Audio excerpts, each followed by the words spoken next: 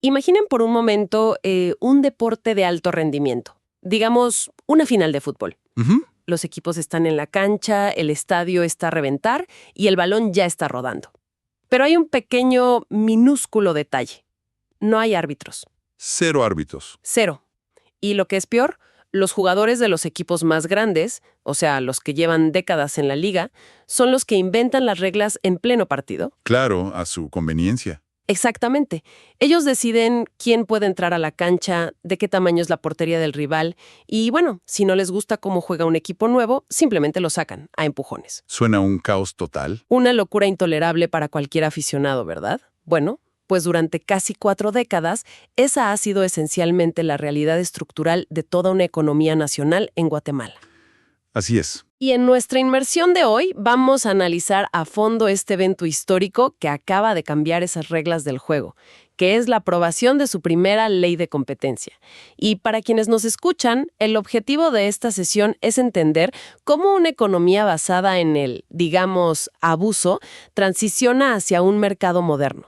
Lo fascinante aquí es que el verdadero hito no es solo firmar un papel o pasar una ley, es construir una institucionalidad desde cero. Es un cambio, absolutamente tectónico. Totalmente. Y me encanta que menciones eso.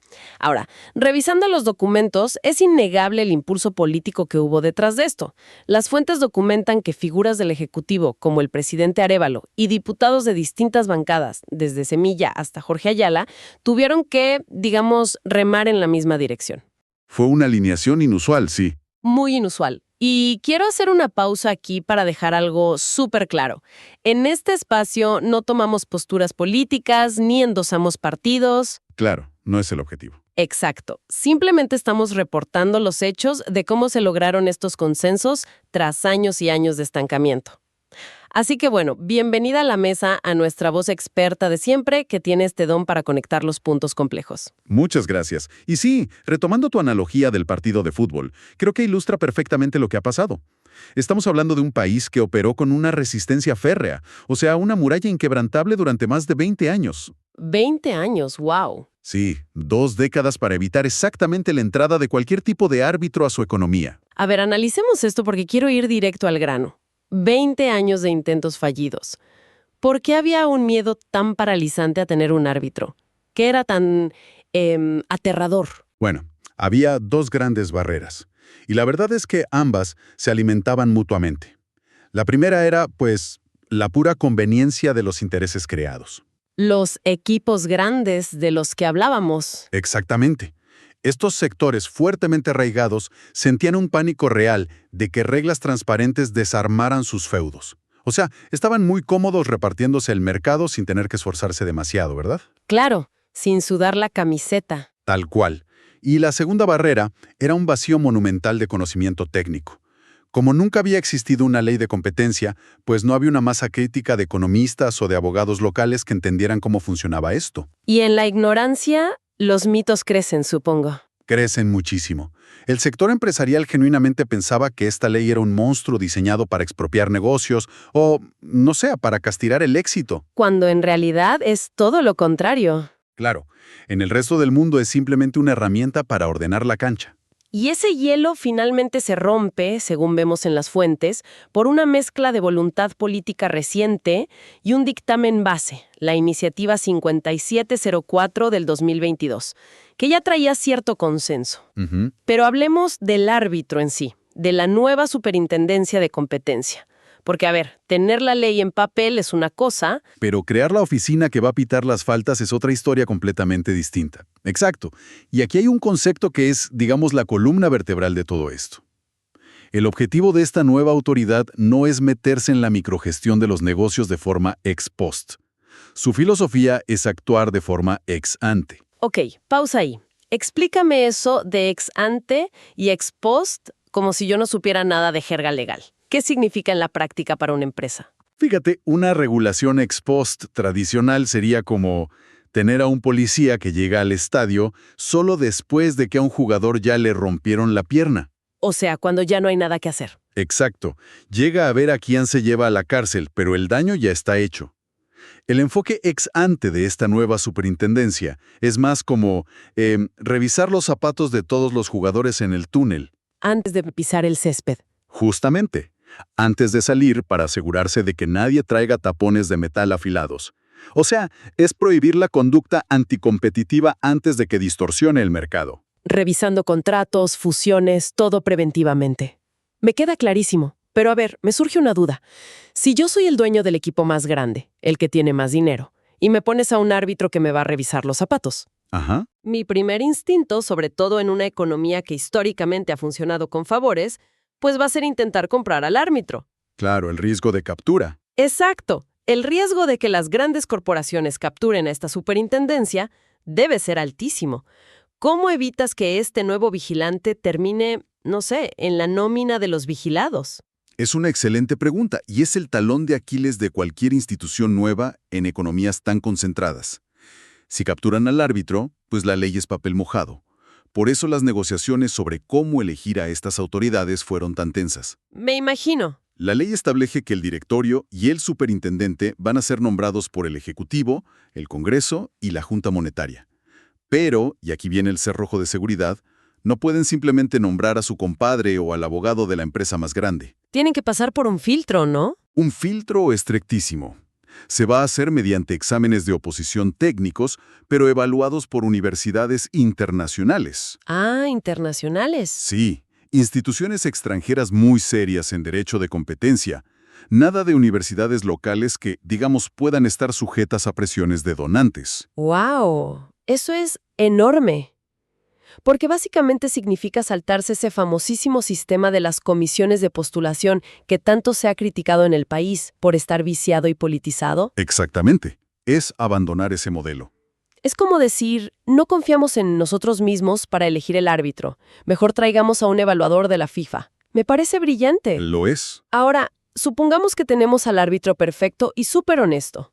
De nada sirve ponerlo en medio de la cancha mañana por la mañana si los jugadores llevan 40 años sin saber qué es un fuera de lugar. Claro, no conocen las reglas. No por las fuentes que la ley estipula un periodo de gracia de 2 años.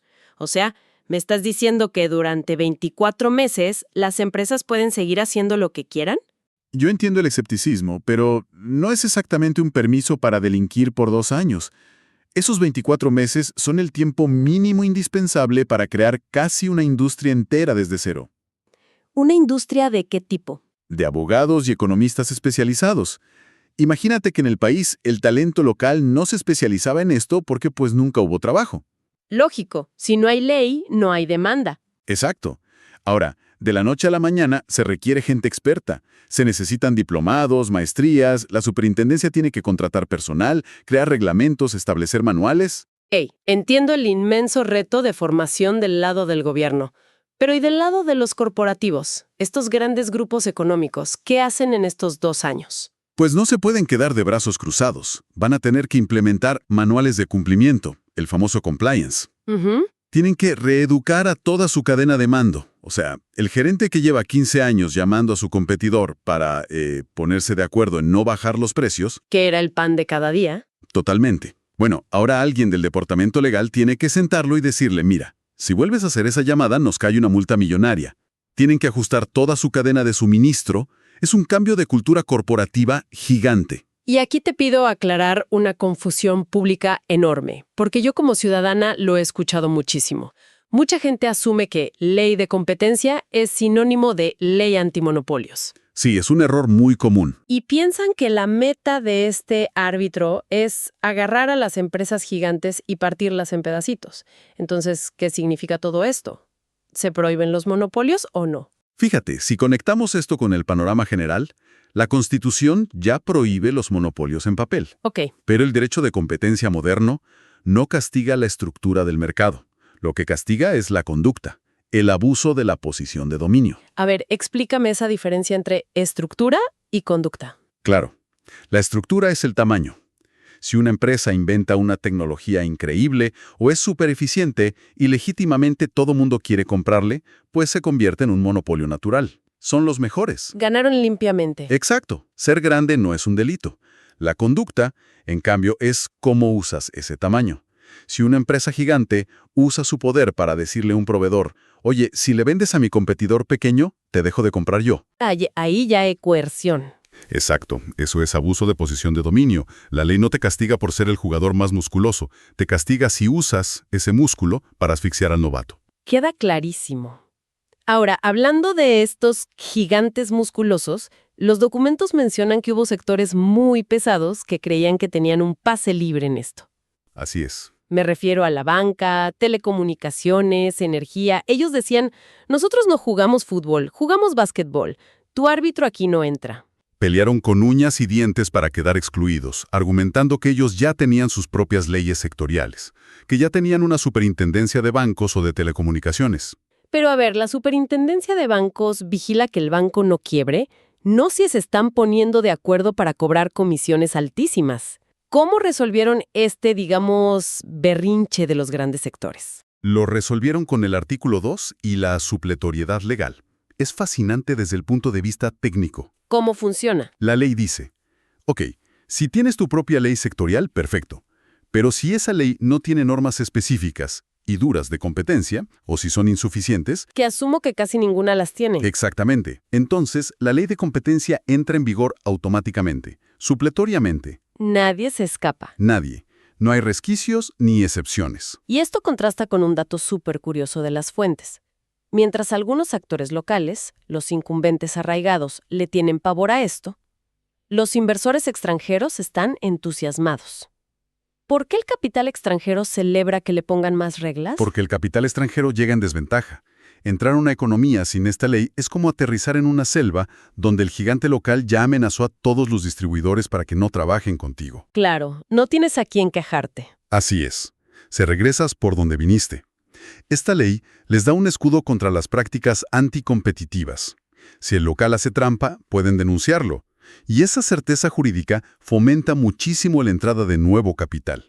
Aquí es donde se pone muy interesante, porque quiero aterrizar toda esta teoría económica al bolsillo de quienes nos escuchan. Al final del día, la gente se pregunta, ¿cuándo van a bajar los precios? Y es la pregunta clave. Todo esto opera bajo el estándar del beneficio del consumidor. Las estimaciones sugieren que a partir del tercer año, cuando la ley opere plenamente tras el periodo de gracia, los consumidores lo van a notar. ¿Por qué hasta el tercer año? Porque para entonces las empresas ya no podrán descansar en mercados capturados.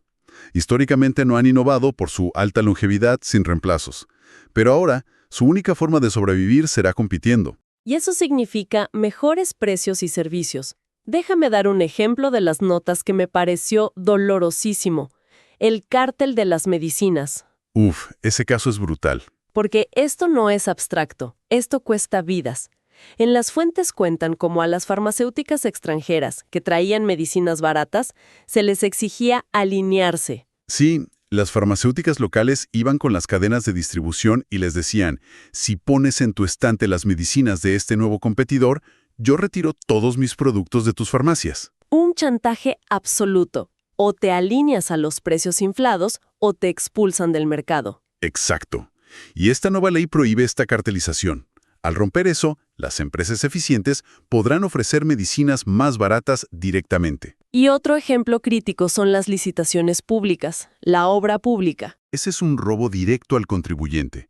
En lugar de competir por dar el mejor precio para una carretera, las constructoras se coluden. Se dividen el pastel. Tú ganas este puente y yo gano esta escuela, ¿no? Tal cual. Y el Estado termina pagando sobreprecios por infraestructuras de peor calidad. Combatir esto va a mejorar directamente los servicios básicos y las carreteras para la población. Me encanta cómo suena todo esto, pero me gusta hacerla de abogada del diablo. Las fuentes también señalan puntos ciegos muy serios, fruto de estas intensas negociaciones políticas.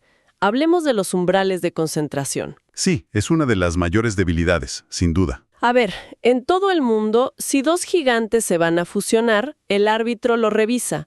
Pero aquí, los umbrales de concentración quedaron ridículamente altos.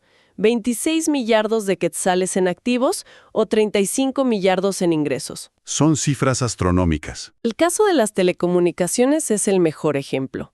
Recuerdo cuando Claro adquirió las operaciones de Telefónica, Movistar en Guatemala. Exacto. Pasó sin restricciones y afectó los precios.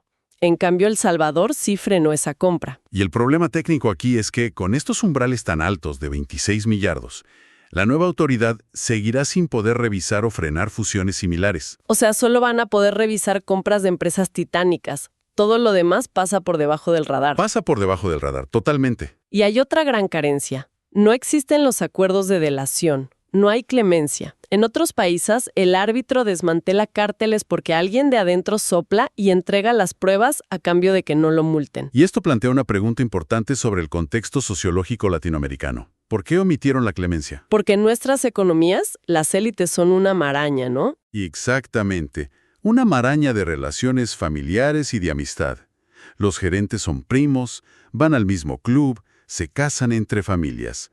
El empresariado sintió un pánico absoluto de incluir la delación.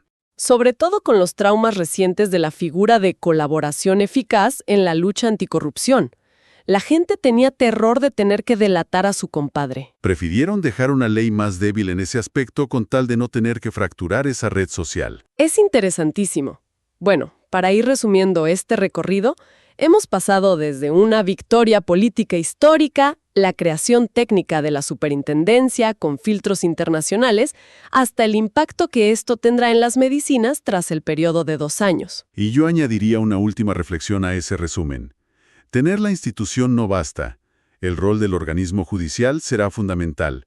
Ah, los tribunales. Claro, si los casos se van a morir a los tribunales durante años, el efecto disuasivo de la ley fracasará por completo. Definitivamente. Y además, la autoridad va a tener que ser muy proactiva para opinar sobre estas microrregulaciones para evitar la captura de los mercados. Estoy convencido de que ese será el verdadero campo de batalla. Pues nos dejas con mucho que pensar. Y para nuestra audiencia, quiero dejarles un último pensamiento provocador para que lo analicen por su cuenta.